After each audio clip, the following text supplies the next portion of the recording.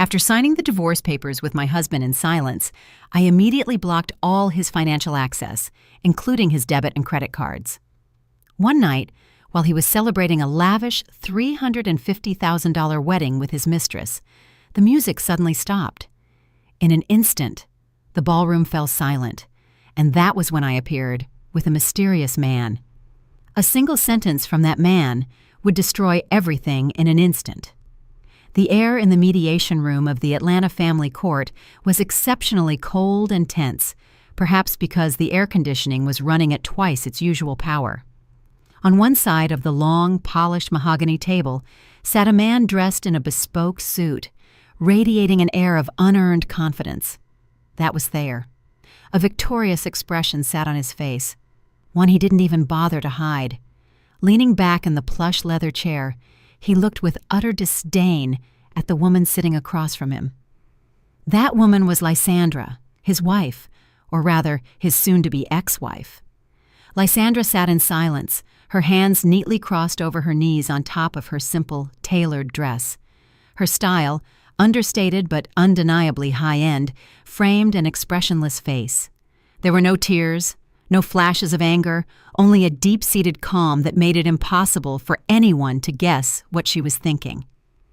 Thayer's lawyer slid a thick stack of documents toward Lysandra. The sound of the paper scraping against the wood echoed unnaturally loud in the quiet room. Thayer, with a sarcastic smirk, began to speak, intentionally raising his voice so that everyone in the room could hear just how powerful he thought he was. He told her that deciding to divorce him was the greatest mistake of her life. He went on to say that she wouldn't survive in a city like Atlanta without him. He described her as a simple housewife who had lived a comfortable life only because of his hard work as the CEO of the company. According to Thayer, Lysandra had no skills other than spending the money he earned. The words, filled with insults and overflowing arrogance, poured out of his mouth without restraint. Lysandra didn't interrupt him. She let him empty everything he had on his mind. Inwardly, she marveled at how money and status could transform the man she once loved into such a despicable stranger. She remembered perfectly how Thayer had approached her years ago, how politely he had asked for her parents' blessing, parents who, at the time, were very skeptical of him. But now, Thayer acted as if the entire world was at his feet. Lysandra's lawyer tried to stop the torrent of words coming from Thayer, but she held him back with a gentle wave of her hand. She wanted to hear it all. She wanted to burn this moment into her memory as a powerful reason never to look back. When Thayer finished his triumphant speech, he slid his expensive gold fountain pen toward her, challenging her to sign the papers if she truly had the courage to live a difficult life. He added that he had no intention of giving her a single cent in the division of assets, and that he was sure she would come crawling back in less than a month, begging for grocery money. Lysandra took the pen slowly. She glanced at the clauses in the document. Everything was going according to her plan. No property claims, no demands for shares. A pure, unconditional divorce. To Thayer, this was an absolute victory. He felt he could now dominate all the assets he had been managing. To Lysandra, this was the key that opened the door to the trap she had meticulously set. The tip of the pen touched the white paper. With a firm, unwavering hand, Lysandra signed her name. The black ink put an end to their 5 years of marriage. The scratch of the pen sounded decisive, as if announcing that there wasn't a single shred of doubt left in her mind. After signing, she closed the document and pushed it back toward Thayer's lawyer. The mediator, who had been watching the scene, could only sigh deeply, seeing the stubbornness of both parties in their own ways. Thayer grabbed the papers immediately, verified the signature with a wide grin, and let out a short laugh. He felt as if a massive weight had been lifted from his shoulders. He felt free. Free to have an open relationship with Vesper, free to enjoy the wealth that he believed was the fruit of his own sweat. Lysandra stood up, straightened her clothes briefly, and took one last look at Thayer, who was already busy shaking his lawyer's hand, celebrating his false victory. Without saying a word to him, Lysandra turned and headed for the exit. Her steps were light, as if thousands of tons had just been lifted off her back. From behind her, Thayer shouted that she shouldn't forget her way out, as he wouldn't be giving her a ride. Lysandra didn't turn around. She opened the door to the mediation room, walked through the busy corridors of the courthouse, and reached the main lobby where a car was waiting for her. Outside the building, the Georgia sun was shining brightly, a stark contrast to the cold treatment she had just received from Thayer. Lysandra climbed into a comfortable black sedan. She sat in the back seat and let out a long breath. Her personal driver, an older man who had served her family loyally for decades, asked politely if everything had gone well. Lysandra simply nodded in silence with a slight smile. She pulled a tablet from her briefcase. When the screen lit up, the logo of a prestigious private bank appeared, the bank where all her family's and the company's assets were held. Lysandra entered a double security code and scanned her fingerprint to log into the system as the primary administrator. On the screen, the financial diagram she had been quietly monitoring appeared clearly. She could see the personal accounts linked to various company accounts. For the past 5 years, Thayer had held a secondary access card with an almost unlimited limit. He thought it was his personal account, but it was nothing more than a facility provided by Lysandra's family to make it easier for their son-in-law to manage the company. Thayer had forgotten, or perhaps he was too arrogant to realize, that he had never been the primary account holder. All the assets, from the mansion they lived in to the cars in the garage and the platinum credit card he often bragged about, were linked to Lysandra's family estate account. Lysandra's finger slid across the tablet screen. She entered the User Access Settings menu. There was Thayer's name with the title of CEO and full access status. Lysandra pressed the Modify button without the slightest hesitation and changed his access status. She selected the options to block all additional credit cards, freeze cash withdrawal access, and delink the digital token for company transfers. The system asked for a final confirmation with a warning that this action would paralyze all financial activity for the user. Lysandra firmly pressed the confirmation button. The screen processed the order for a few seconds, showing a spinning circle, and then displayed a large green check mark with the phrase, "Access permissions successfully revoked." Lysandra leaned back in the soft car seat. She closed her eyes for a moment, imagining what would happen next. Thayer would be on his way to his freedom now, probably planning a massive party to celebrate this divorce. Lysandra knew her ex-husband well. He was the type of person who craved validation. He would undoubtedly flaunt his wealth to cover up the fact that he had just failed in his family life. "Goodbye to a painful past," Lysandra whispered to herself. She was no longer the silent wife at home. She was the rightful owner of the business empire that Thayer had been claiming as his own. The sedan wove through the city traffic, taking Lysandra away from the courthouse. In the silence of the car, she opened the messaging app on her phone. There was a message from Mr. Zephaniah, a distant relative and a trusted advisor to her late father, who had been helping her oversee the company from the shadows. The message was brief, asking if Phase 1 was complete. Lysandra typed a quick reply, confirming that the divorce papers were signed and the financial access was completely cut. She also added instructions for Mr. Zephaniah to prepare the next phase. The game had just begun, and this time, Lysandra had total control of the chessboard. Thayer walked out of the courthouse with a triumphant stride. He felt like a bird newly released from its cage. He immediately pulled out his smartphone and called the number he had contacted most lately. The name Vesper appeared on the screen. As soon as the call connected, Vesper's honeyed voice greeted him. Thayer proudly announced that he was officially a golden bachelor. He told Vesper that Lysandra hadn't demanded anything, which meant that the entire company fortune and his personal assets were now safe in his hands. Vesper squealed with joy on the other end, praising Thayer's brilliance in the negotiation. In reality, he had no idea he was walking into a trap. Without wasting any time, Thayer suggested meeting Vesper to celebrate this historic day. They agreed to plan their wedding as soon as possible. Thayer wanted to prove to the world, and especially to Lysandra's family, that he could be happy and successful without his ex-wife's shadow. He went to pick up Vesper in his luxury company car. She was waiting for him, perfectly dressed and ready to spend Thayer's money.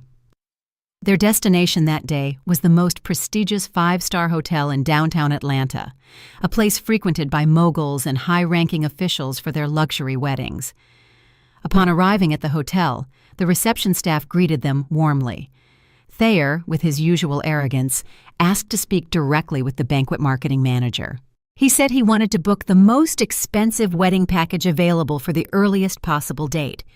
The hotel manager, a professional-looking middle-aged man, received them in his elegant office. He presented a catalog of high-end wedding packages.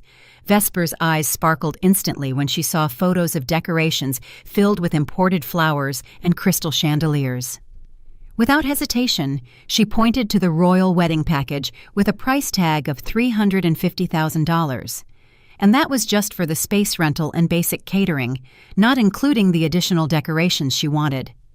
Thayer, wanting to impress his future wife, accepted Vesper's choice without haggling. He even made special requests for a premium menu and first-class service. The hotel manager smiled broadly as he calculated the total cost. He explained that to confirm the date and begin the urgent preparations, a minimum deposit of 50% was required, though full payment in advance was better to ensure priority. With a nonchalant air, Thayer pulled out his leather wallet and extracted the black credit card that was the symbol of his social status. He dropped it onto the marble table with a confident clack. The hotel manager took the card politely and inserted it into the terminal on his desk. Thayer smiled at Vesper, imagining how grand their party would be. But that smile slowly faded when the hotel manager frowned. The terminal emitted a long beep and spat out a small receipt with the word "declined." The manager tried to run the card again, thinking there might be an issue with the magnetic strip or an unstable internet connection, but the result was the same. The terminal rejected the transaction. Thayer began to feel uncomfortable.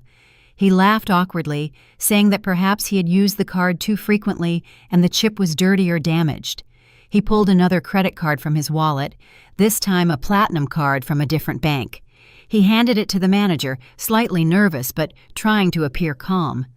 The manager tried to process the transaction again. The seconds spent waiting for approval felt like hours to Thayer, and once again, the terminal rejected it.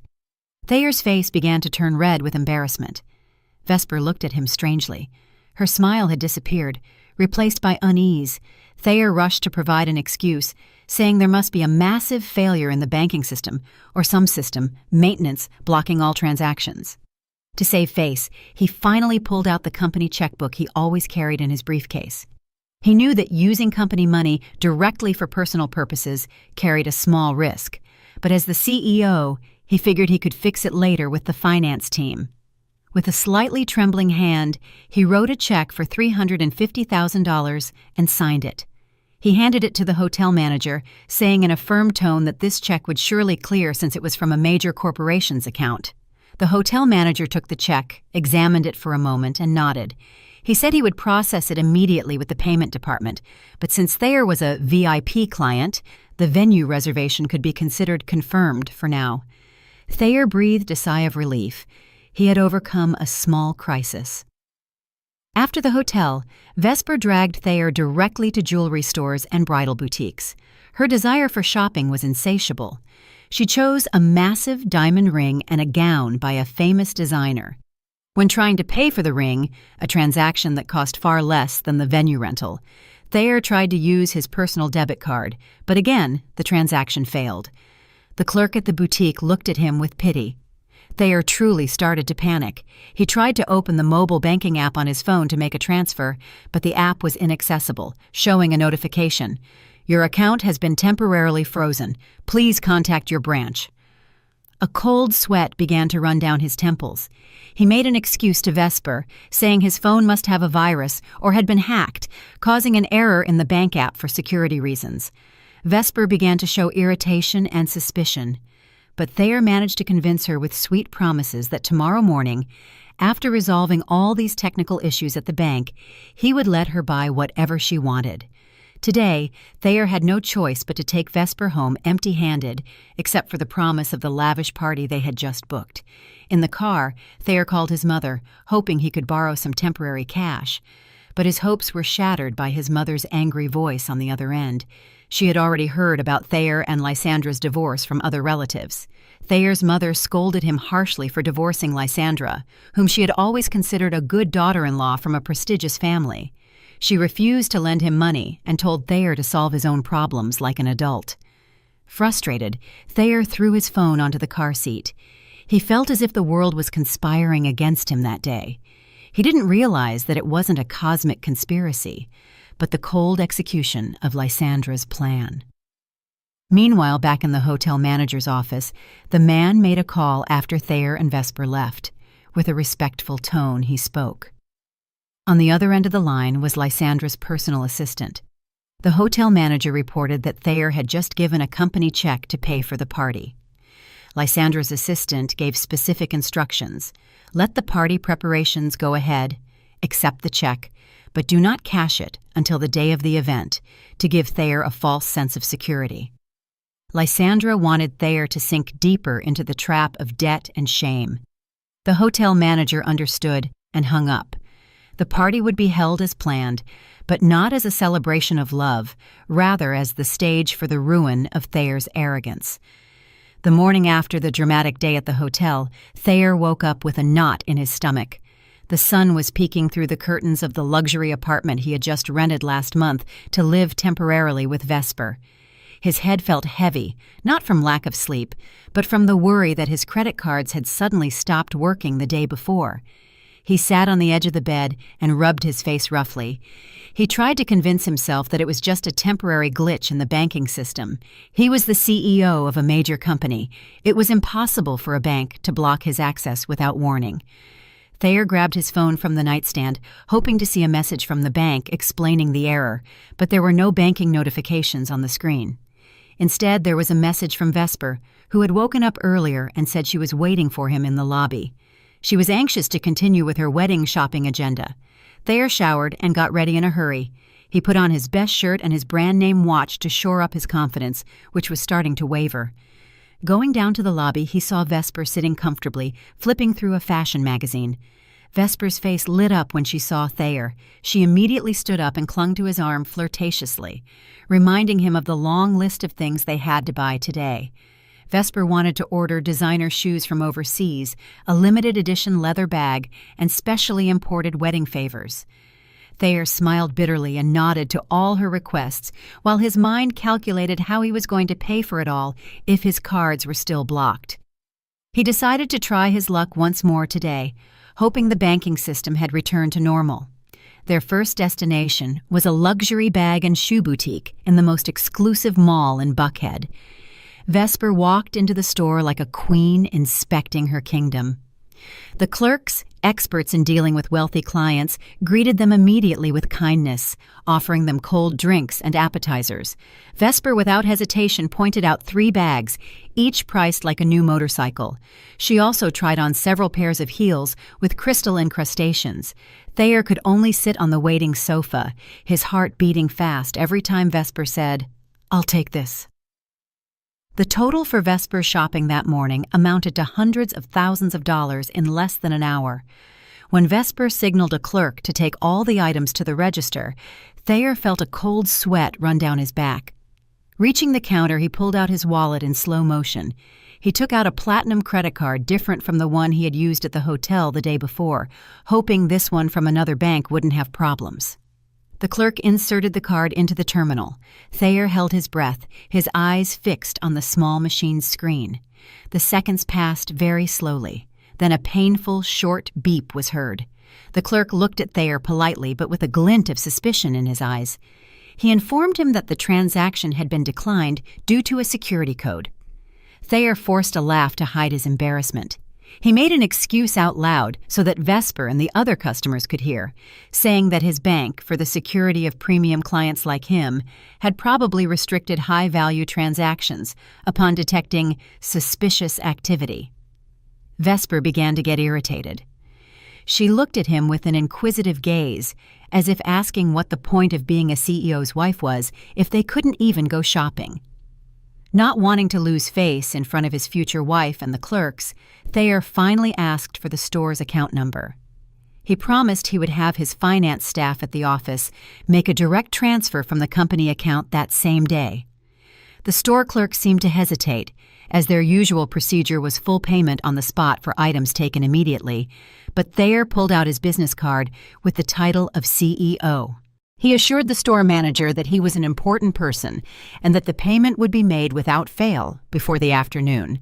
Fearing to offend a potential client, the manager finally allowed them to take the items on the condition that Thayer sent the transfer receipt within 3 hours. Leaving the boutique, Thayer felt a little relieved, but the burden on his shoulders was even heavier. He now had a debt in the form of a promised transfer that he had to resolve immediately. But Vesper wasn't satisfied. She dragged him to a luxury car dealership not far from there. Vesper insisted that he buy her a late-model sports sedan as a wedding gift. She wanted to arrive at meetings with her friends in a new car to show off. Thayer, with his ego through the roof, couldn't say no. He thought that buying a car usually involved a leasing or financing procedure managed by a financial institution, so he wouldn't need to swipe a credit card on the spot.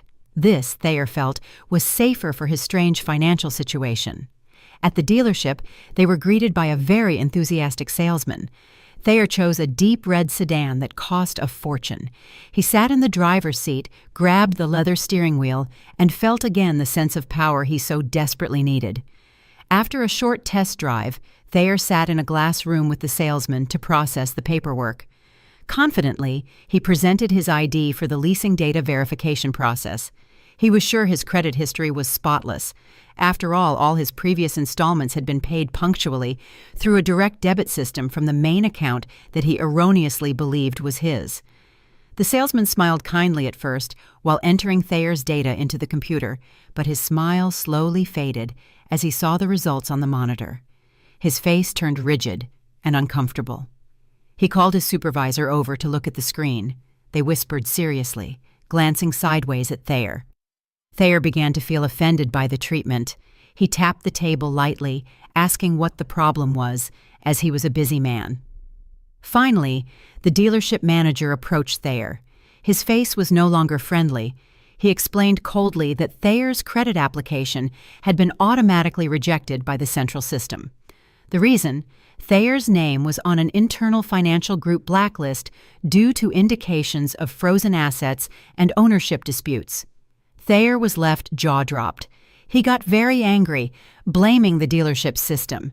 He shouted that he was a CEO with a massive salary. It was impossible for him to be on a blacklist. The commotion attracted the attention of other visitors. Vesper, who was busy taking selfies next to the red car, stopped immediately and approached Thayer. She asked in an alarmed voice why he was shouting. Thayer, now completely embarrassed, grabbed Vesper's hand roughly and told her they were leaving. He told her the service there was terrible and that they didn't deserve his money. In the car, Thayer wouldn't stop cursing, blaming everyone but himself. He was confused by the term ownership disputes they had just mentioned. In his panic, he finally called his secretary and the finance manager at the office. With a raised tone, he asked why all his financial access was blocked and why there was an asset freeze issue. On the other end of the line, the finance manager sounded confused and scared. He explained that since that morning, the financial access token Thayer used was no longer valid. The bank had notified them that there had been a change in the user permission structure by the majority shareholder. Thayer went silent. Now he realized that he had never held the majority stake. That stake belonged to Lysandra's family, but he never imagined she would act so drastically and so quickly. He tried to deny that reality. He ordered the finance manager to immediately issue a cash check and send it to his personal account to cover his urgent needs. But the finance manager politely refused, fearing to violate the strict new procedures. Amidst Thayer's confusion and panic, a thick, cream-colored envelope landed on the desk in Lysandra's office at the headquarters, a place Thayer had rarely visited. Lysandra was sitting, reviewing reports on her tablet. Her personal assistant politely handed her the envelope. It was an invitation to Thayer and Vesper's wedding. The design was very lavish, with gold ink and imported paper, exactly Vesper's wasteful taste. Lysandra opened the invitation slowly. There was no sadness on her face, but rather a slight, meaningful smile. Inside was the date and location of the party, which would be held in 2 days. Lysandra took a pen and wrote a single word on the RSVP card: attending. Then she handed the card to her assistant to send back to Thayer's address. Lysandra knew her attendance wouldn't be as a guest, but as the executor who would put an end to this long farce. The day Thayer and Vesper had been waiting for finally arrived. The wedding day, planned with excessive extravagance to prove their social status, now felt like a ticking time bomb for Thayer. Since morning, he had been at the hotel. He hadn't been able to sleep, haunted by messages from various vendors demanding payment. The suit boutique insisted on the transfer receipt that never arrived. The jewelry store threatened to repossess the merchandise, and the decoration company demanded full payment of the balance before the event began that night. Thayer felt as if he were standing on quicksand. The more he moved, the deeper he sank. He kept lying to everyone, saying the money was in the process of banking clearance and would arrive that very afternoon. Meanwhile, the atmosphere in the hotel's ballroom was a hive of activity. Staff were installing thousands of fresh flowers brought in from out of state. A magnificent crystal chandelier was already in place, reflecting a dazzling golden light. A thick red carpet stretched from the entrance to the altar, designed like a fairy tale palace. Vesper seemed very happy. She was busy giving orders to the staff, asking them to change the flowers in one corner or dim the lights in another. She had no idea of the storm brewing in her future husband's mind. For Vesper, today was the day of her total victory over Lysandra. She would become the rightful wife of a CEO and live a life of opulence. She even imagined the envious faces of her friends when they saw the luxury of the party. Thayer had hidden in one of the hotel rooms rented for the bride's preparations. He paced nervously back and forth. He called his mother again, hoping the old woman had changed her mind and would lend him her retirement savings to plug this hole. But the call went unanswered. Thayer slumped onto a sofa. He looked at the ceiling of the room, wondering how everything had gone wrong so fast. He remembered Lysandra's face in the courthouse, calm, expressionless. Suddenly, a sinister premonition overcame him. Had Lysandra planned something? But Thayer quickly dismissed the idea. To him, Lysandra was too weak and naive to do something so cruel. He convinced himself that this was purely a technical bank problem, and that tomorrow everything would return to normal. All he had to do was hold out tonight with his head held high. In another much quieter place, Lysandra was getting ready. She was at a private family estate, cozy and silent. No panic, no fuss. Lysandra was sitting in front of an antique teak vanity. A trusted family makeup artist was applying makeup that gave her a natural but strong look. Lysandra didn't want to look exaggerated. She didn't want to compete with the bride in gaudiness. She wanted to appear as herself, dignified, elegant, and unreachable. Lysandra chose a long silk dress of an intense black color, matching a satin scarf of the same color, fastened with a diamond brooch that had been an heirloom from her grandmother.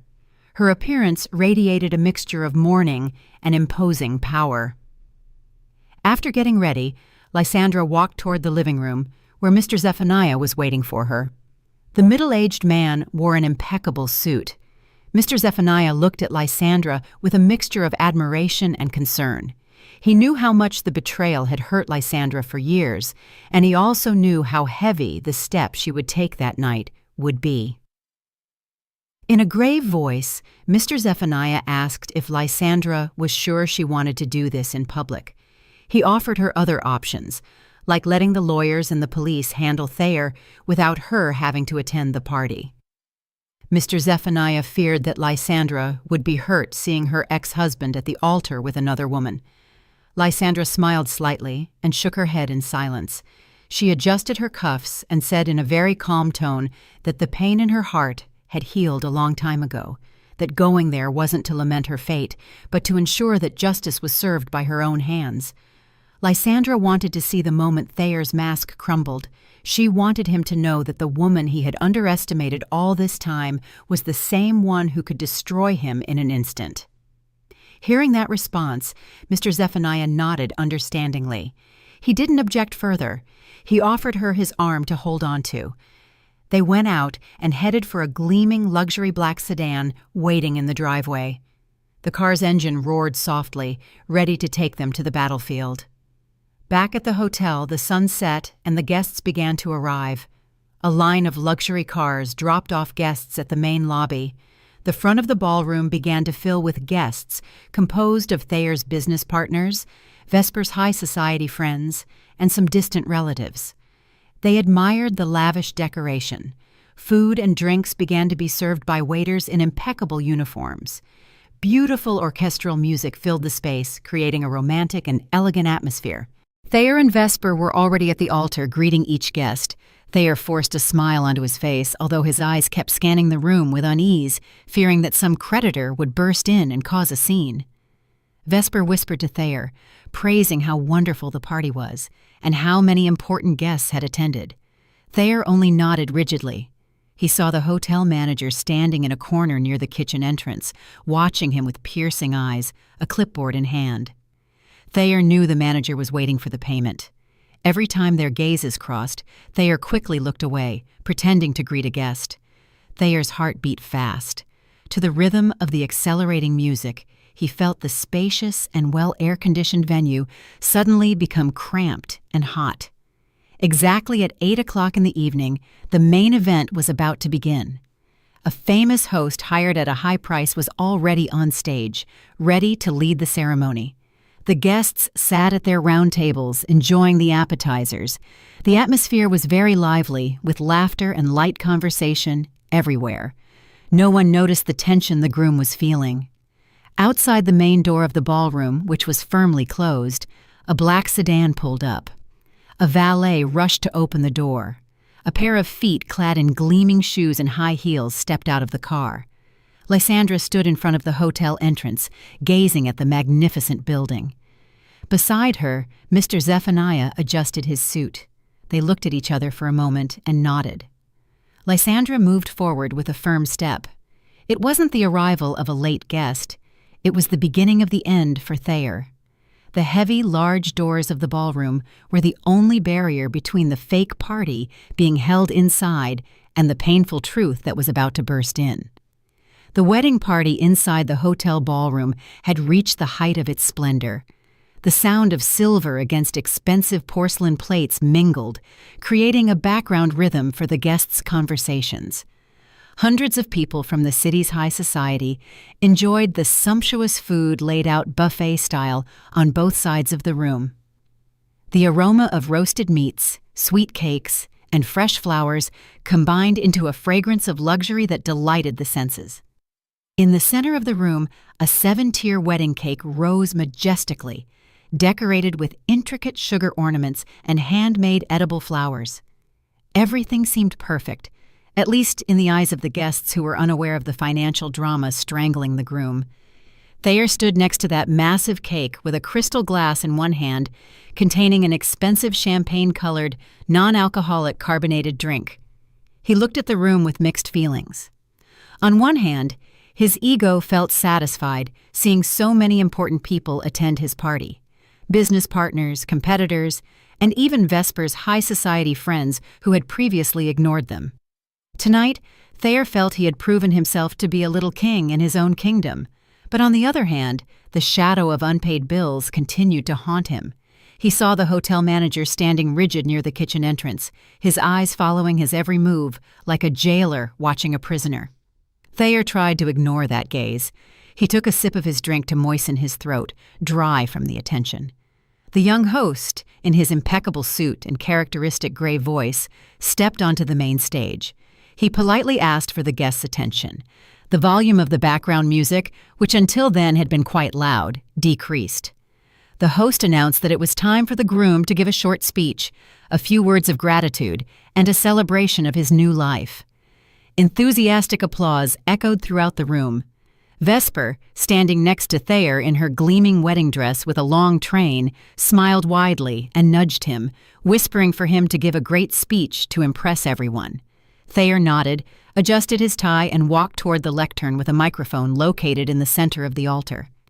He took a deep breath to gather what remained of his confidence. He clung to the lectern as if it were his only support at that moment. He began to speak. His voice trembled a little at first, but gradually it became stronger and more confident. He greeted the guests and thanked them for their presence. Then, his speech went beyond a simple thank you. Thayer began to tell the story of his success, or rather, the version he had fabricated in his own mind. He spoke of how he had built his career from scratch, of how he had worked day and night to grow the company he now led. He described himself as a tenacious visionary who had conquered the tough world of business without anyone's help. The guests listened attentively. Some business partners who knew the company's history whispered quietly, doubting Thayer's claims, but they still applauded politely. Thayer, emboldened by the audience's reaction, moved on to a more personal topic. Without directly mentioning Lysandra's name, he began to drop hints about his past. He said that for years he had been held back by a domestic environment that didn't support his ambitions.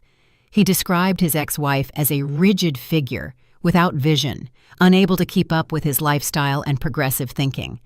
Thayer said he needed a partner who was an engine, not a drag.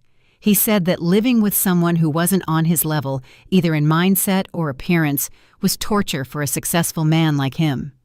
Vesper, standing behind him, smiled triumphantly.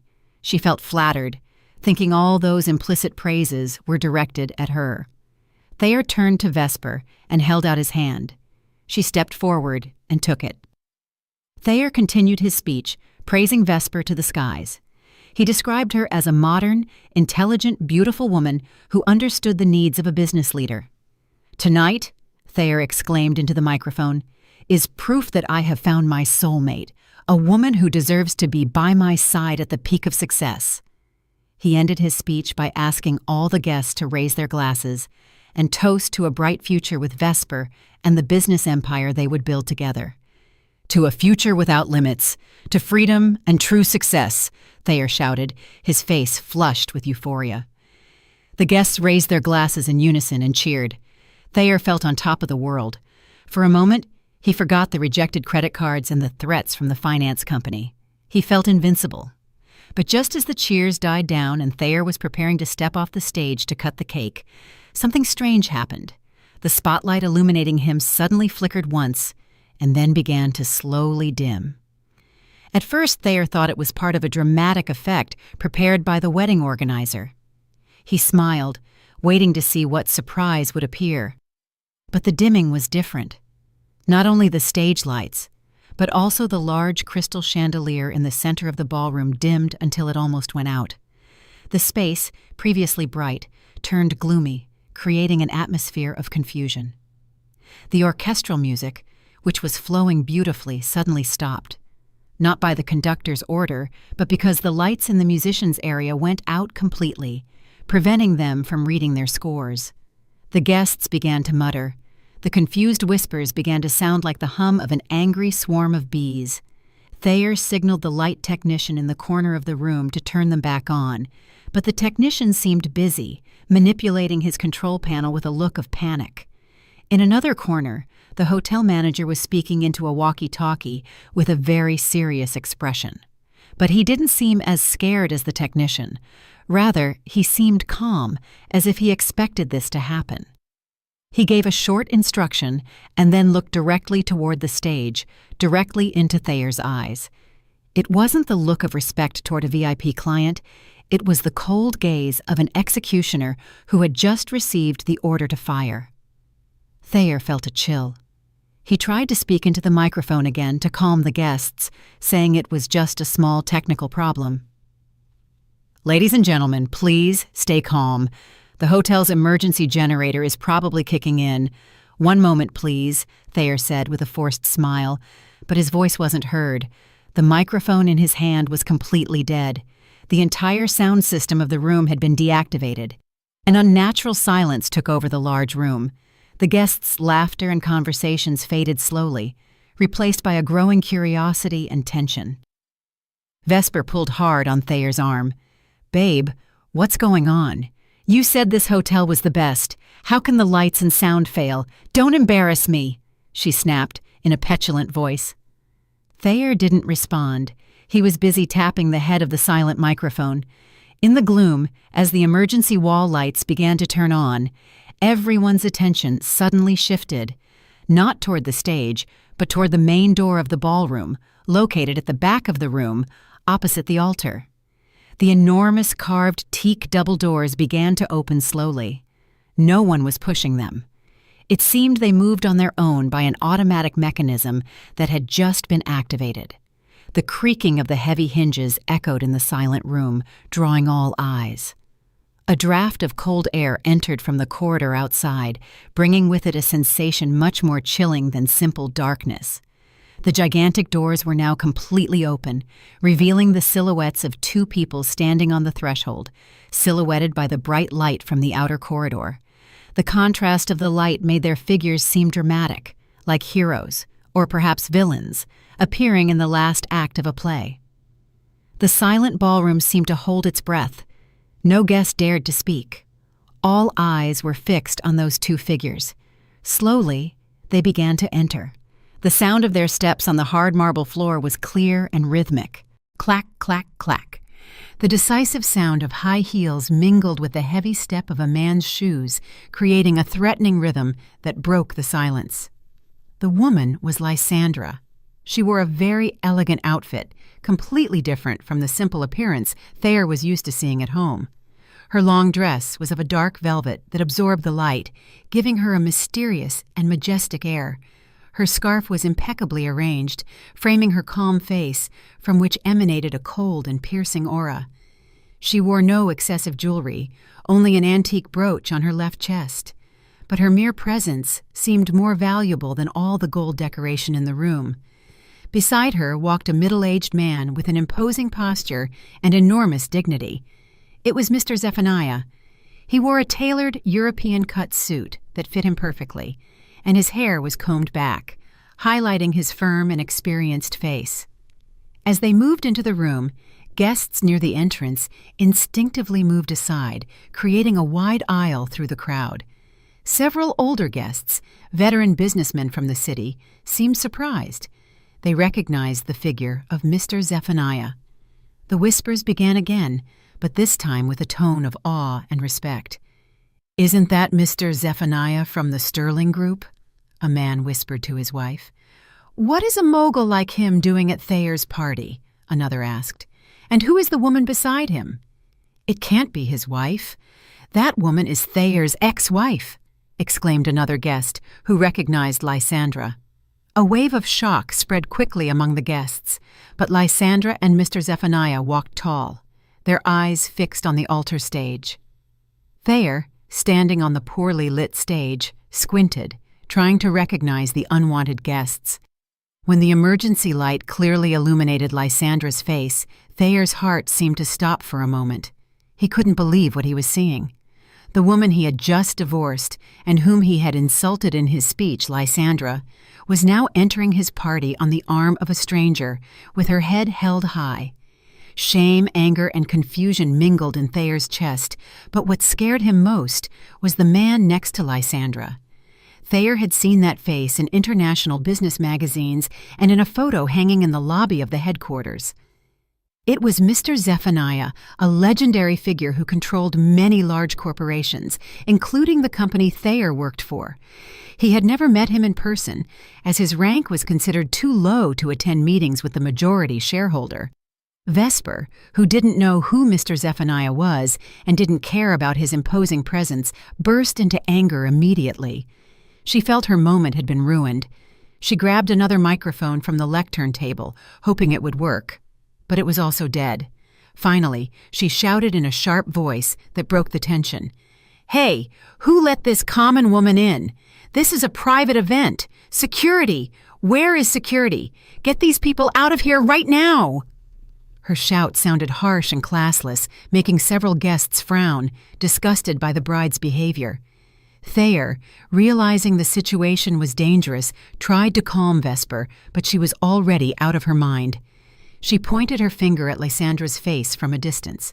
Several security guards in black uniforms, who were standing at the edges of the room, moved, but not to eject Lysandra. Instead, they formed a barrier on both sides of the path where Lysandra and Mr. Zephaniah were passing, as if they were escorting VIP guests. Vesper was left speechless seeing the scene. "Are you deaf? I told you to get them out. I'm the one who pays you," Vesper shouted again, her voice starting to sound hysterical. The head of security directed an expressionless look at her before looking forward again, completely ignoring the bride's orders. Lysandra didn't care about Vesper's shouts at all. She didn't stop, didn't turn, didn't even blink. To her, Vesper's shouts were background noise, of no importance. She and Mr. Zephaniah continued walking until they reached the front of the stage, right in front of the main round table, designated as the VVIP family table. It was the table where Thayer's parents and Vesper's should have sat. But since Vesper's parents were in the restroom and Thayer's mother had refused to attend, the table was currently empty. Mr. Zephaniah, with a chivalrous gesture, pulled out a chair and invited Lysandra to sit. Lysandra sat elegantly, leaned back, and placed her bag on the table. Mr. Zephaniah sat beside her. As soon as they sat down, as if it were a signal, a high-ranking waiter rushed over with a tray containing 2 glasses of high-end mineral water and placed them very carefully in front of them. The waiter made a deep bow, much more respectful than the one he had given Thayer earlier. This scene made Thayer tremble even more. His knees buckled. He realized that in this hotel, the supreme power wasn't held by the one renting the venue, but by the owner of the building, and the hotel staff's gestures made it clear to whom they owed loyalty. Again, silence took over the room. No music, no clinking of plates. All the guests waited to see what would happen next. Lysandra raised her glass of water, took a sip in silence, and then looked up at Thayer on the stage. Her gaze wasn't that of a betrayed and angry wife. It was the compassionate gaze of a boss toward an employee who is about to be fired. Thayer felt naked under that gaze. He wanted to flee, but his feet seemed glued to the stage floor. Mr. Zephaniah stood up slowly. He didn't shout. He simply raised his hand slightly to give a signal. Magically, the main spotlight that was previously off turned back on, but only one light, and its beam didn't illuminate the couple, but directly Mr. Zephaniah. Mr. Zephaniah reached into his suit pocket and pulled out a silver wireless microphone, the only one working in the room because his team had brought it. He pressed the on button, and a small pop was heard, indicating that the sound system had been taken over. "I'm sorry to interrupt your little party." Mr. Zephaniah's voice was grave, clear, and imposing, echoing through the main speakers to all corners of the room. "It seems there has been a small misunderstanding in Mr. Thayer's speech a moment ago. He spoke of building the company from scratch, of his self-made success." Mr. Zephaniah let out a small laugh that sounded very dismissive. He walked calmly toward the stage stairs while Thayer backed up step by step, terrified. "Perhaps it's time to inform the guests who the real architect of the kingdom you claim is, and who has simply been a parasite living under it." Vesper, who still didn't understand the situation, tried to snatch the microphone from a trembling Thayer, but he stopped her. "Don't do it, Vesper. Stay still," Thayer whispered in a broken voice. His face was pale as a corpse's. He recognized Mr. Zephaniah's voice. He recognized that authority. He knew his presence wasn't to celebrate, nor was it to ruin the party in a childish way, like throwing water or pulling hair. His presence was for a public execution. And Thayer, on the magnificent stage he had rented with a bad check, felt like a defendant waiting for his death sentence in front of hundreds of witnesses. Every step Mr. Zephaniah took up the altar stairs felt incredibly heavy and slow, like a judge's gavel in a courtroom. Thayer backed away step by step, his face pale as paper, a cold sweat soaking his forehead, ruining his expensive hairstyle. He wanted to call security, but the voice got stuck in his throat. Besides, he realized that the building's security was no longer on his side. Behind Thayer, Vesper still stood with an expression of confusion and anger. She still didn't quite grasp the imminent danger. She was only upset because an unknown older man had interrupted her moment of triumph. Vesper tried to move forward to insult Mr. Zephaniah, but Thayer quickly extended an arm to block her. He knew who the man in front of them was, and that confronting him publicly was suicide. Mr. Zephaniah was now right next to Thayer, in the center of the stage. The contrast between the two men was absolute. Thayer, in his expensive groom's suit, seemed small and scared. Mr. Zephaniah, in his conservative business suit, looked like a giant dominating the room. He didn't speak immediately. He let the silence linger for a few seconds, allowing the tension to seep into everyone's mind. He looked at Thayer with an indecipherable expression, not of explosive anger, but of disdain, as if there were a small insect lost in the wrong place. Then Mr. Zephaniah turned toward the thousands of guests, still frozen in their seats. He smiled slightly, a polite smile, but without joy in his eyes. With a deliberate gesture, he raised his left hand and snapped his fingers toward the control room at the back of the hall. A moment later, the gigantic projector screen installed on the wall behind the altar lit up. That screen was supposed to show a slide presentation of Thayer and Vesper's romantic wedding photos from overseas with love music in the background. But what appeared weren't tender photos, but a very complex and detailed business organizational chart. The words Vandross Family Holding were at the top in large gold letters. The guests squinted, trying to read the smaller letters underneath. Several businessmen sitting in the front rows covered their mouths with their hands, so surprised were they by what they saw. Mr. Zephaniah began to speak into the microphone again, his voice echoing clear and firm in every corner of the room. He explained that there had been many misunderstandings about who really steered the great ship that was the company where Thayer worked. Mr. Zephaniah pointed to the screen with his finger. At the top of that organizational chart, in the position of chairwoman and majority shareholder, was a name very familiar to Thayer, but unknown to most of the guests who only knew him superficially. The name was Lysandra. Yes, the woman sitting at the VVIP table, quietly drinking her mineral water, was the legal owner of 90% of the shares of the holding company that controlled the subsidiary where Thayer worked. Mr. Zephaniah moved his finger down the organizational chart, past the board of directors, the operations managers, until stopping at a small box in the lower middle. There, next to the title Managing Director by Contract, was Thayer's name. Mr. Zephaniah read the text in a mocking tone, repeating and emphasizing the phrase, by contract.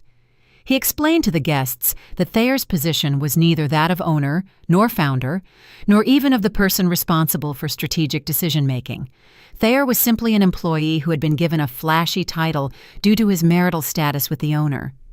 He was only a mannequin displayed in the window to maintain the family image, while all important business decisions were actually made by the board of directors under Lysandra's orders. Thayer's face turned red with shame. His secret had been exposed in front of hundreds of people. He had always bragged about being a self-made CEO, the brain behind the company's success. Now everyone knew he was just a lucky employee who had married the boss. The whispers among the guests grew louder. They began to laugh at their own stupidity for having believed Thayer's lies. Vesper, who had her eyes fixed on the projector screen, felt her knees weaken. She looked at Thayer with horror. Her dream of becoming a mogul's wife had shattered in an instant. She realized Thayer had lied to her about the extent of his power. Unable to bear such humiliation, Thayer tried to defend himself. He snatched the dead microphone from Vesper's hand and shouted with all his might. Although his voice wasn't amplified by the speakers, he shouted that the organizational chart was fake. He shouted that he had worked day and night, that he had brought clients and profits to the company. He claimed that assets like the luxury mansion, the sports car, and the apartment were the fruit of his own sweat, bought in his name. Thayer tried to convince the guests that this was a malicious slander from a spiteful ex-wife. He pointed at Lysandra with a trembling finger, accusing her of sabotage out of jealousy at seeing him happy with Vesper. Mr. Zephaniah laughed lightly upon hearing Thayer's pathetic defense. He gave another signal to the operator. The image on the projector screen changed again. This time it showed a list of the assets Thayer had just claimed. On the screen appeared clearly the deeds to the house, the luxury car registration documents, and the apartment's title of ownership. But in the legal owner column, there wasn't a single mention of Thayer's name. All the assets were in the name of Vandross Family Trust, or in Lysandra's personal name.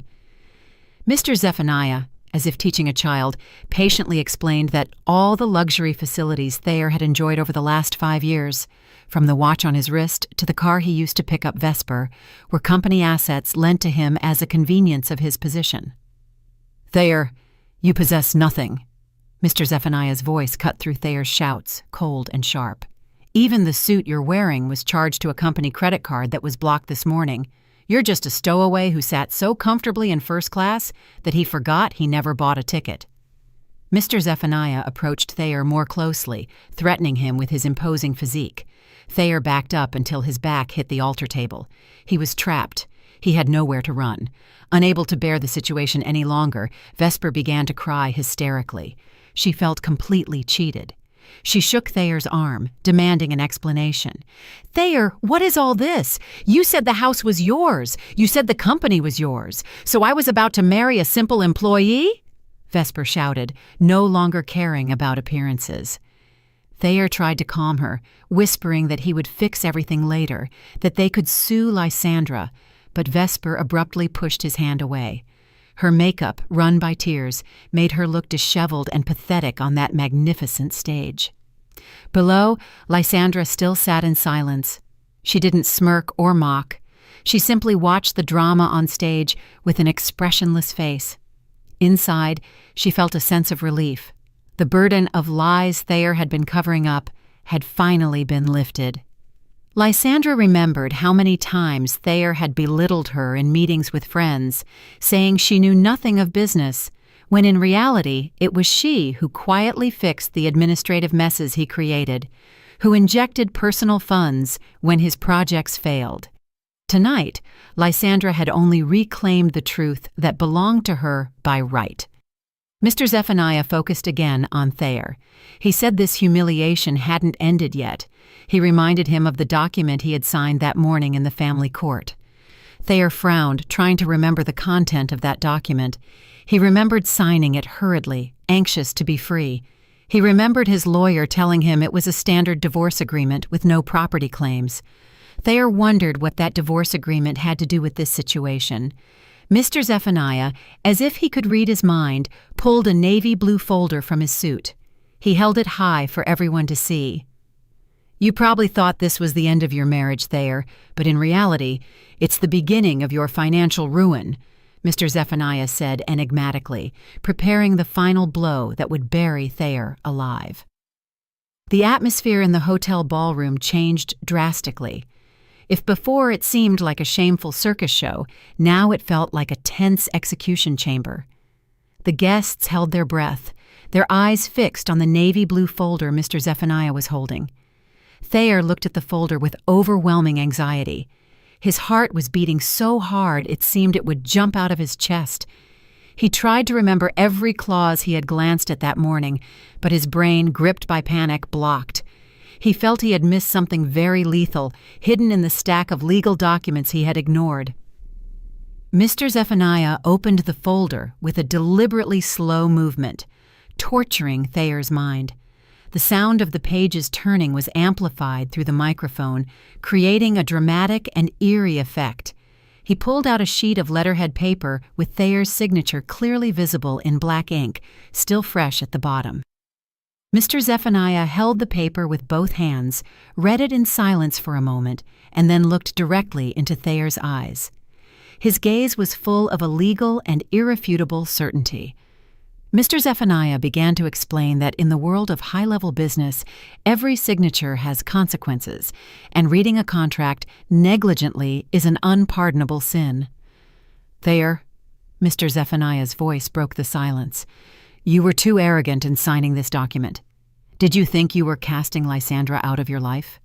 Did you think you had won by waiving your rights to the division of assets?" Mr. Zephaniah shook his head slowly. A smile of insulting compassion drew on his lips. Unfortunately, didn't you read Clause 14, Paragraph 3 of the waiver of rights agreement you voluntarily signed? Thayer was left wide-eyed. What clause was that? His lawyer hadn't said anything to him about a Clause 14.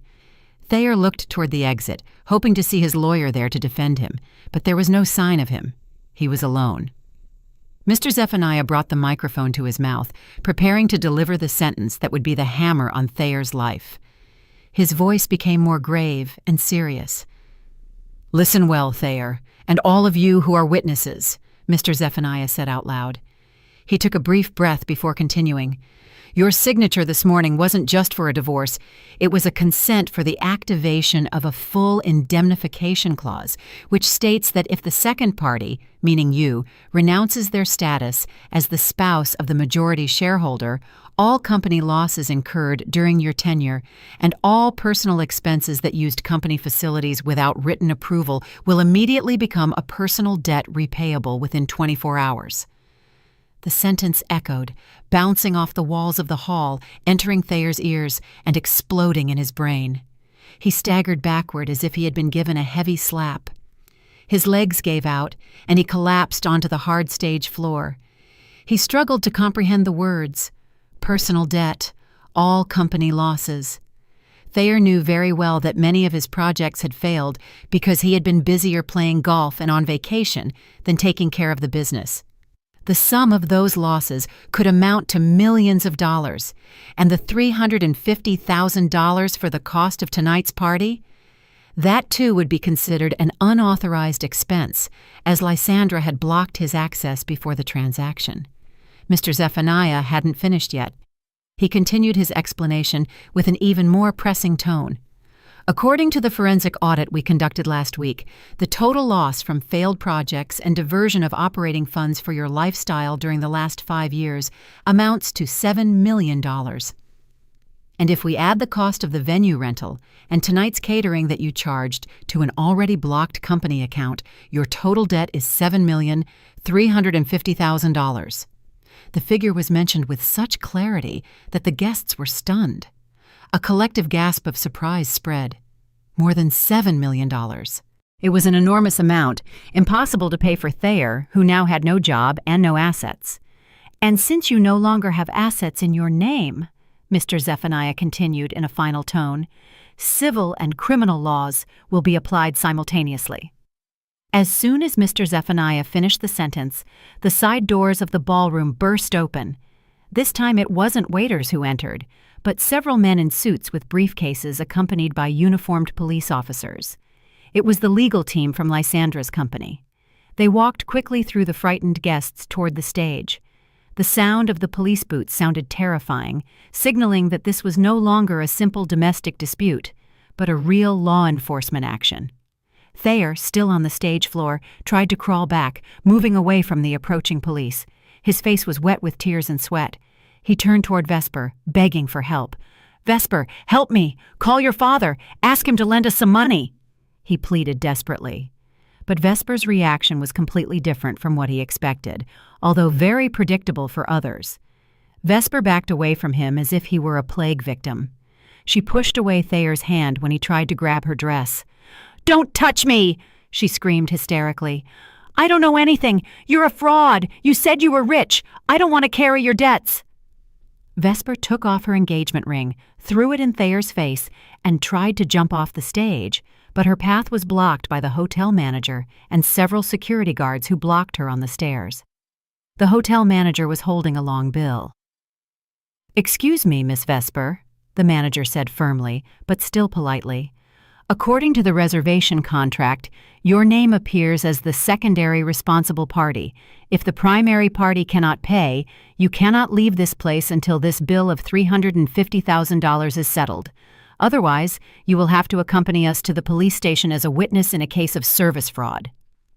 Vesper's face turned whiter than her wedding dress.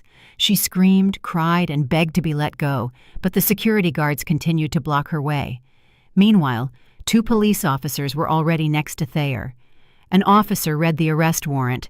Thayer was accused of embezzlement of company funds in his position and attempted fraud using a bad check.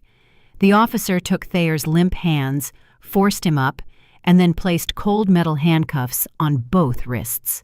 The click of the handcuffs echoed very loudly in Thayer's ears, the sound of the end of his freedom. Thayer wailed. His pride was shattered.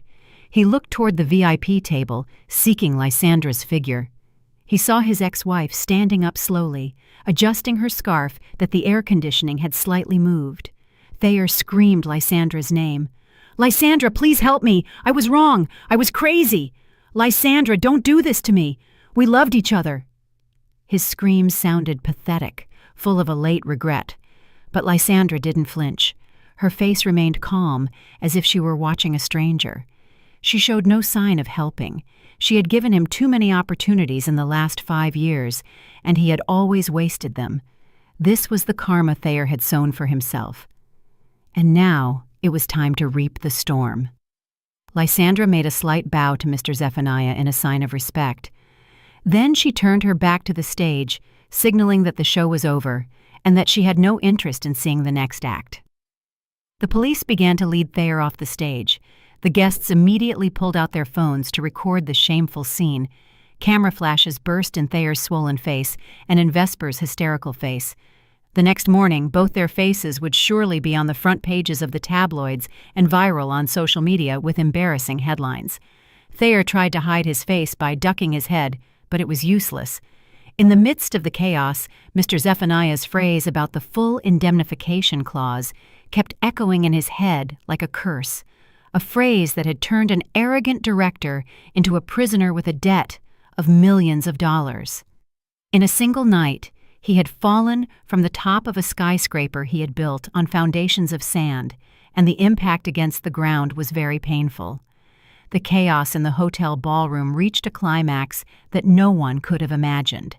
The space, which should have been filled with happy laughter and romance, had been transformed into the scene of a loud and shameful incident. Sirens could be heard faintly from outside the hotel lobby, adding more tension to the already suffocating atmosphere. On the stage, Thayer was still struggling in the hands of 2 robust police officers. He screamed, cried, and pleaded in a stark contrast to the arrogant figure who had delivered a speech with confidence just minutes ago. His expensive groom suit was now wrinkled, his tie crooked, and his face was wet with a mixture of tears and sweat. He looked like a madman who had lost his mind, repeating phrases of denial, saying all this was just a nightmare.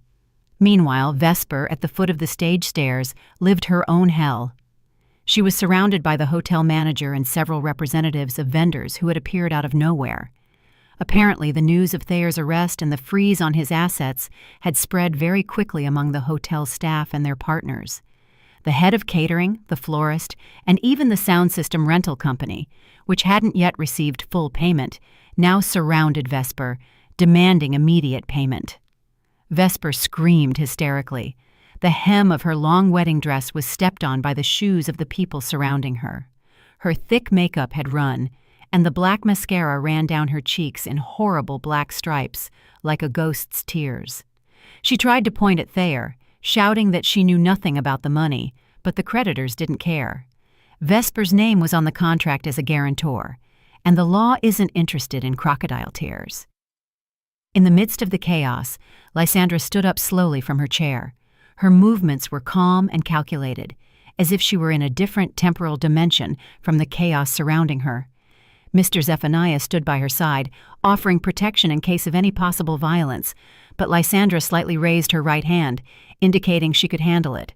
She smoothed the folds of her black velvet dress, adjusted the position of the brooch on her chest, and began to walk toward the stage. Her steps were slow but firm. The guests, who were busy recording the incident with their phones, instinctively lowered their cameras and made way for her. Lysandra's aura at that moment was so strong that it radiated the dignity of a victor who doesn't need a claim to celebrate her victory. Thayer, as they dragged him down the stage stairs, saw Lysandra approach. His red and swollen eyes flashed immediately with a false light of hope. He twisted, trying to free himself from the police to get closer to Lysandra. He thought that the woman who had once loved him so much and who had always forgiven his mistakes would soften upon seeing his current state. With a broken and pathetic voice, Thayer shouted his ex-wife's name, asked for her forgiveness, said he had been crazy, that Vesper had incited him, and that he still loved her. Thayer lowered his pride to the maximum, prostrating himself on the cold marble floor despite having his hands handcuffed behind his back. He hoped Lysandra would ask the police to release him, or at least pay his debts, as she used to do in the past, when he got into trouble with gambling or lifestyle debts.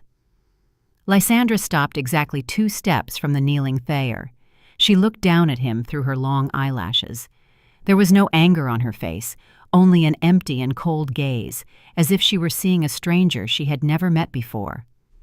Lysandra remembered all the insults Thayer had directed at her during their 5 years of marriage. She remembered how he had called her boring, how he had skillfully hidden his infidelities, and how he had subtly marginalized her in the company's social circles. All the bitter memories flashed through her mind, but strangely, they no longer hurt. She only felt pity for how small the soul of the man in front of her was. "Lysandra, please pay this debt. I promise I'll pay you back later. I promise I'll change. Don't let the police take me." Thayer pleaded with saliva and snot mixed in a sight repulsive to anyone who saw him. The police officers holding him looked at Lysandra, waiting for her reaction. Would there be an intervention, or would a new drama unfold? Lysandra sighed briefly and then spoke. Her voice was soft but clearly audible in Thayer's ears. "Thayer, for 5 years I've always cleaned up your messes. I turned a blind eye when you took money for your whims. I stayed silent when you pretended to be the owner of my company. I gave you countless opportunities to mature and behave like an adult." She paused, letting her words sink in. "But today, you yourself chose your destiny. The signature on the divorce papers was your choice. This lavish party was also your choice. And that woman over there," Lysandra pointed to Vesper, who was crying while being dragged by security, "was also your choice. I'm done being your savior. It's time for you to learn to be a man, responsible for your own choices." Hearing those words, Thayer's hope shattered. He realized Lysandra had truly closed her heart forever. She was no longer the submissive wife he could manipulate. Thayer let out a loud lament, a sound of despair that echoed horribly. The police pulled him again, forcing him up and dragging him toward the side exit. Thayer didn't stop looking back, toward the firm figure of Lysandra, until he disappeared behind the guarded double doors. After they took Thayer away, Lysandra directed her gaze toward Vesper. Seeing them take Thayer, Vesper panicked even more. She tried to free herself from the hotel manager's hands, but she had no strength. Seeing Lysandra looking at her, she immediately changed tactics from angry to pleading. "Mrs. Vandross, please help me. I knew nothing. Thayer tricked me. I'm a victim too. As a woman, please have mercy on me," she pleaded with a piteous face, hoping that female solidarity would save her. Lysandra approached Vesper, looked at the expensive wedding dress she was wearing, bought with the company credit card that now formed part of Thayer's mountain of debt. Lysandra smiled very slightly, an almost imperceptible smile. She reached into her bag and pulled out a white envelope, the kind usually given to the bride and groom with gift money. Vesper's eyes sparkled upon seeing the envelope. She thought Lysandra would give her a check to settle the hotel bill and let her go free. Lysandra handed her the envelope. Vesper snatched it quickly, her hands trembling. Impatiently she opened it, but her face paled instantly upon seeing the contents. The envelope was empty. There was no money or check, only a small note with a copy of the unpaid bill for the wedding dress. Lysandra had obtained the receipt from the boutique, another victim of Thayer's sweet promises. "You wanted a high-end lifestyle, didn't you, Vesper?" Lysandra said in a low voice, almost whispering in Vesper's ear. "You wanted to be on the same level as Thayer? Congratulations. Now you two really are on the same level. Both in debt, both facing legal processes, and both with nothing." Lysandra stepped back and looked at Vesper with compassion. "Enjoy what's left of the wedding cake, honey. It'll probably be the last delicious meal you taste before the prison food." Vesper was left jaw-dropped, speechless. Lysandra's words hit her harder than a physical slap. She realized she had been completely defeated. She had bet on the wrong horse, and now she had to pay the price. The hotel manager signaled security to take Vesper to the administration office for paperwork. With the police waiting for her there, Vesper was dragged sobbing through the guests who were once her high society friends. The same friends she had once bragged to were now busy recording her fall to gossip in their messaging groups. Vesper covered her face with the hem of her torn dress, unable to bear the shame. The ballroom began to empty slowly of the main drama. Only the guests remained, still frozen in their seats, shocked by the real spectacle they had just witnessed. Lysandra turned and approached Mr. Zephaniah again, who was waiting for her with a smile of pride. There were no victory cheers or celebration party. Lysandra only felt tired, but a tiredness of relief. She took her bag and walked with Mr. Zephaniah toward the main exit. The guests in her path bowed their heads in sign of respect, this time not out of formality, but out of genuine awe. Lysandra walked down that red carpet, not as a bride, but as a queen who had just cleaned her palace of trash. She didn't look back again, leaving behind the remains of a $350,000 party that was now only a horrible memory for a pair of indebted traitors. A month after that tumultuous wedding night, the news of the lavish party that ended with handcuffs remained a hot topic in various media and digital platforms. The faces of Thayer and Vesper vividly adorned the front pages of the tabloids and business magazines, but with a very different narrative from the one they had dreamed of. Thayer became the symbol of the fall of a young, corrupt, and greedy executive, while Vesper became the real-life example of a fatal, hedonistic lifestyle. In-depth investigative reports revealed how Thayer had embezzled company funds for years to finance his luxurious lifestyle and his infidelities. The total loss revealed by the audit was a fantastic figure that shocked the public. Behind the bars of the city's correctional center, Thayer sat meditating in a corner of his small and suffocating cell. He no longer wore expensive suits or brand-name watches. His body was now covered by a worn orange prisoner's jumpsuit. His hair, once always impeccably styled with gel, was now disheveled and starting to grow out. His face had become gaunt, and his eyes were sunken, surrounded by dark circles from lack of sleep. Every night regret tormented him. He had lost everything: his position, his reputation, his wealth, and the woman who had truly loved him. His mother visited him once, but only to scold him and tell him that the entire family was ashamed of his actions. There was no defense or help from a competent lawyer because he had no money. Thayer was completely alone, carrying a debt of millions of dollars that he didn't know how he would pay in his entire life. Vesper's fate was no less miserable, although she wasn't detained as long as Thayer, as her role was considered a passive participation in the embezzlement. Vesper faced a civil lawsuit that left her completely bankrupt. All the luxury items she had received from Thayer, bags, shoes, jewelry, even the car that wasn't yet paid for, were confiscated by the authorities and the finance company as evidence and seized assets. Vesper was evicted from her rental apartment for not paying the rent. Her high society friends distanced themselves, blocked her number, and socially repudiated her. Now Vesper lives in a tiny room on the outskirts of Atlanta, working a low-level job in a small online shop, pursued by the party's creditors, who continue to demand full payment for the catering. The beauty and luxury she once adored had disappeared without a trace, eclipsed by the shadow of debt and shame. Meanwhile, in a green area far from the city noise, a very different atmosphere was developing. A large building of warm but modern architecture rose majestically. On the plaque by the main door, it read, "The Vandross Foundation Children's Home." On the green lawn, orphaned children ran and played happily, dressed in clean and decent school uniforms. From the building's terrace, Lysandra watched them with a sincere smile on her lips.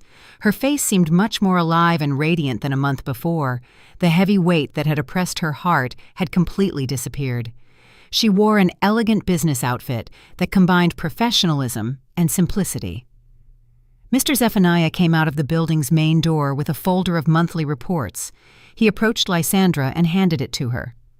"This month's financial report, Madam Chairwoman. After the management restructuring and the removal of the company pests, our profits have increased by 30%. Investors are trusting the Vandross Group again. Mr. Zephaniah said with a smile of satisfaction. He was proud to see his niece taking total control with wisdom. Lysandra took the folder, glanced at it for a moment, and nodded with joy. Managing the company wasn't as terrifying as Thayer had made her believe. With honesty and the right team, everything went smoothly. Thank you, Mr. Zephaniah. Without your help, I'd probably still be trapped in that illusion of fear, Lysandra said sincerely. She closed the folder and looked at the blue and clear sky. Allocate 50% of this month's profits to the remodeling of the girls' dormitory in the back and to educational scholarships for these children until university. Put the rest in the company coffers as expansion capital. Mr. Zephaniah nodded in agreement. A wise decision. Oh, by the way, the lawyer just contacted us. The court's verdict on Thayer has come out. 12 years in prison and the obligation to restitute the assets. The old house where you lived has officially become your personal property again, Mr. Zephaniah reported in a neutral tone, a mere formal report. Lysandra went silent for a moment, hearing Thayer's name and that of the house.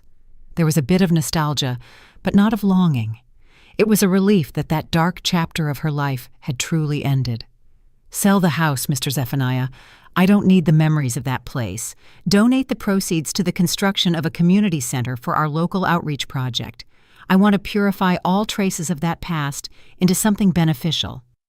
Lysandra walked toward the courtyard where her new black sedan was parked. The driver opened the door for her politely. Before getting in, Lysandra turned to look once more at the children's home building. She saw the children smiling with innocence, living simple lives, but full of love. She realized something important. True happiness didn't reside in parties of hundreds of thousands of dollars, in the ostentation of status on social media, or in the false recognition of others. True happiness resided in peace of mind, in preserved self-esteem, and in the capacity to be useful to others. Lysandra entered the car. The cool air from the climate control greeted her. She leaned back in the seat. Her back now felt light. She took out her phone, opened the photo gallery, and deleted an old album that contained her wedding photos with Thayer. Every photo disappeared from the digital memory, along with the pain disappearing from her heart. She put down the phone and looked out the window at the straight road ahead. "To the headquarters, please," she ordered softly. The sedan pulled away from the children's home, slowly making its way through the busy city streets toward the skyscraper, where Lysandra would preside over her first board meeting as the recognized and sole owner. The sun shone brightly on the road before her, as if the universe were blessing her new steps. Lysandra smiled, this time a smile for herself. She knew her life had just begun, and the greatest lesson she had learned from all this was that sometimes a woman's silence doesn't mean she's weak or naive, but that she's planning a strategy to win the war without needing many words. Did you like the story, and which city are you listening from? Thank you so much for your sweet support. I'm looking forward to your comments on the story. On the screen you can see 2 new life stories that I highly recommend. There's so much more on my channel. Don't forget to subscribe. See you in the next life story, with love and respect.